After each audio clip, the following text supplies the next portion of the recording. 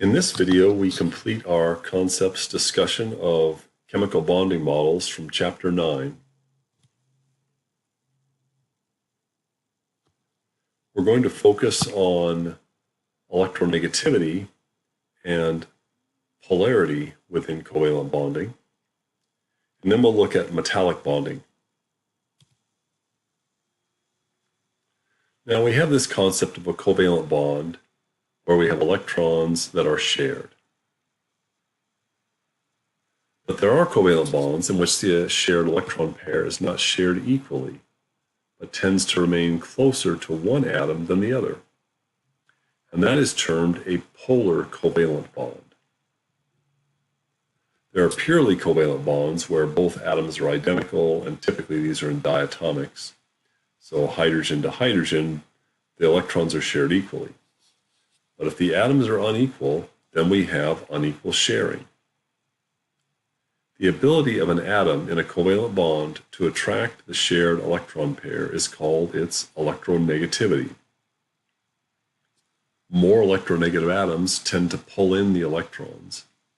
Less electronegative atoms don't hold the electrons as tightly. They tend to have less electron distribution around them.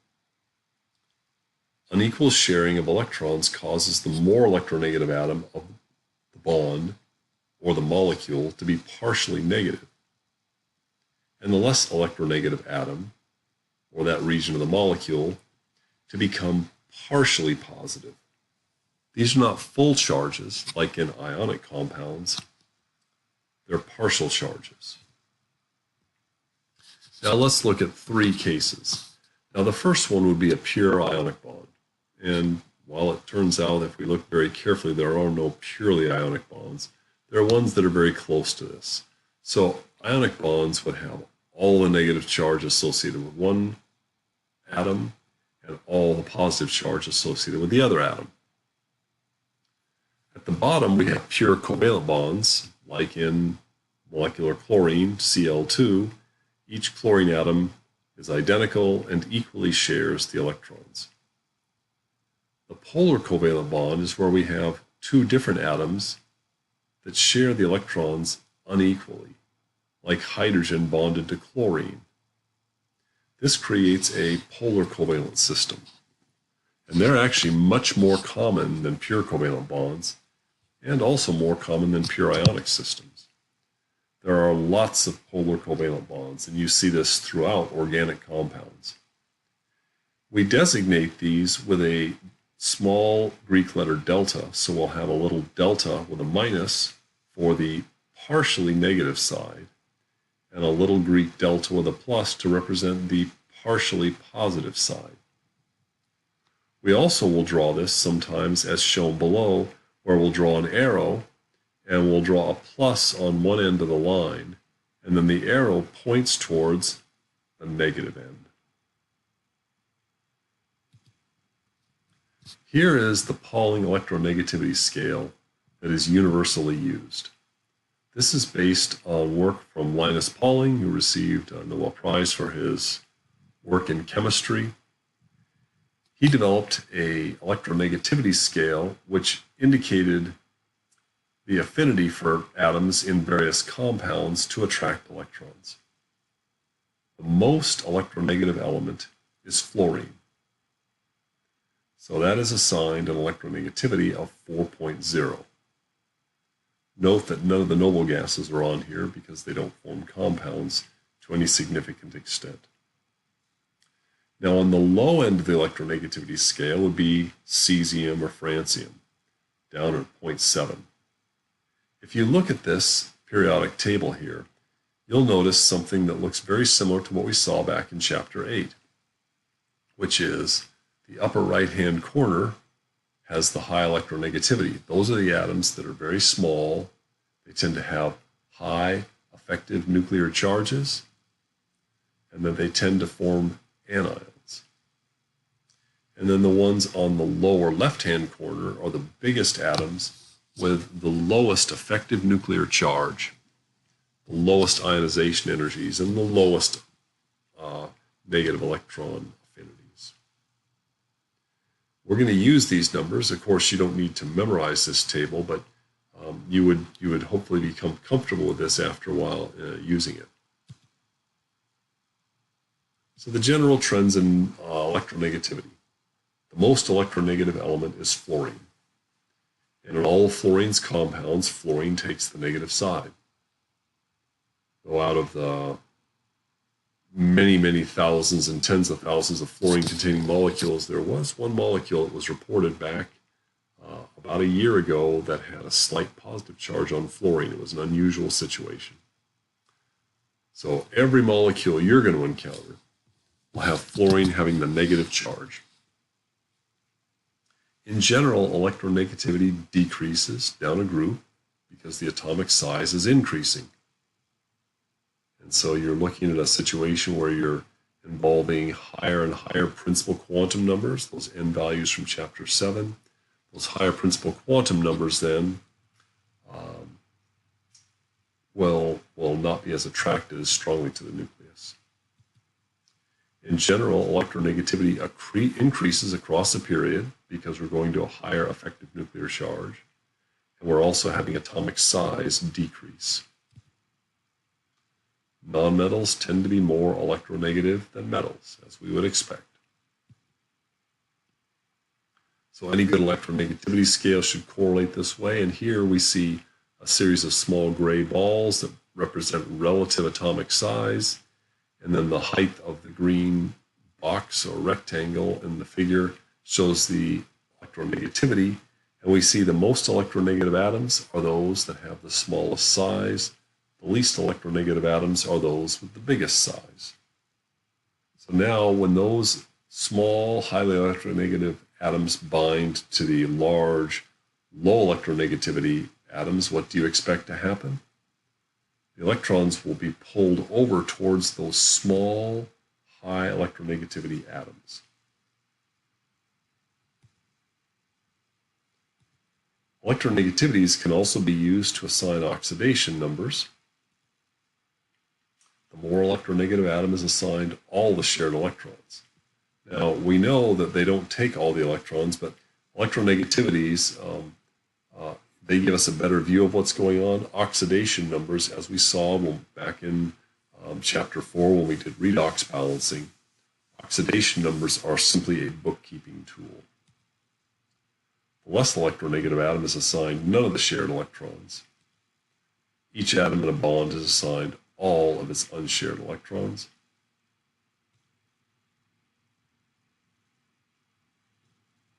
Now we can depict polar bonds a couple of different ways, but one important way is with an arrow. So if we have hydrogen bonded to fluorine, for example, we know fluorine has the highest electronegativity. There's a covalent bond between hydrogen and fluorine in the hydrogen fluoride molecule. It's a single bond, it's depicted with a single line. But we can also show the arrow pointing towards the negative end of the molecule. So we see the plus pointing towards the negative end with the arrowhead, showing that the fluorine side is negative. It's important to remember that it's not the lone pairs that cause this, it's the electronegativity difference. The lone pairs are simply there as part of the electron count. The polarity comes about through that bond, the bond between the hydrogen and the fluorine. And we can also write this with the little deltas, the delta plus and the delta minus. Here are electron density maps that were calculated for molecular hydrogen, molecular fluorine, and molecular hydrogen fluoride. On the left-hand side, we see the hydrogen molecule, and this looks very similar to what we saw earlier in our previous video when we looked at covalent bonding. You see the two peaks near the hydrogen nuclei, and then you see the enhanced electron density between the nuclei, showing the covalent bond. Since each of those peaks is equal in height, we have a nonpolar bond. For the fluorine molecule, the peaks have been cut off, but they're also at equal height because they're equal electronegativity, and they're equally desiring of electrons, and so the electrons are equally shared between the two fluorine atoms. When we have hydrogen in fluorine, however, the electron density, while there's substantial density between the two nuclei, a lot of it is pulled towards the fluorine atom. So we would say the hydrogen fluoride bond has partial ionic character, or it's a polar covalent bond. We have a scale that ties this electronegativity concept to the properties of compounds. And the scale is shown here. The electronegativity difference is shown on the left-hand side of the bar. And this shows the range of electronegativities that can occur. The maximum value that could occur would be 3.3, and that would be between cesium and fluorine. But if the electronegativity difference is 1.7 or more, we say that it is an ionic compound, or it is a mostly ionic bond. As we said earlier, even for those that we think of as just being straight ionic bonds, if we look carefully in the solid state, the electron density distributions, we see that there is some sharing between the atoms. Very small amounts, but there is some. If the electronegativity difference is less than 1.7, we identify that system as a covalent system. Now, between 0.4 and 1.7, we consider that to be polar covalent. And once we get below 0.4, we're looking at very nonpolar systems. And we think of those as mostly covalent or truly nonpolar covalent. Here's a graph of the electronegativity difference as a function on the x-axis, and the percent ionic character, which has been calculated for a variety of systems as a function of this electronegativity difference. So you can see the black line that curves, and that shows the type of character that we're looking at as a function of this electronegativity difference. On the lower left-hand side are the covalent molecules, chlorine and the interhalogens, which are very low polarity sort of covalent compounds. And then in the upper right-hand region are the much more ionic ones, which have large electronegativity differences. But what you see is, even for the most ionic, large electronegativity difference ionic compounds like lithium fluoride and potassium fluoride, if we look at their electron density maps, there still is a small percent of covalent character in the system.